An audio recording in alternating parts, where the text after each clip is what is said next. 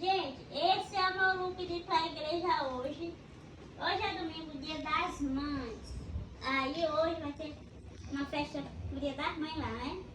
E eu sou mãe de um jovem de lá que eu não sei quem é. E aí eu sou mãe de um deles, né? De ficção, né?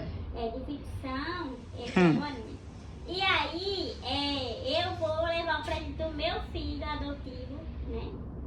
E vou receber um presente. Gente, olha, eu tô assim, só pensando.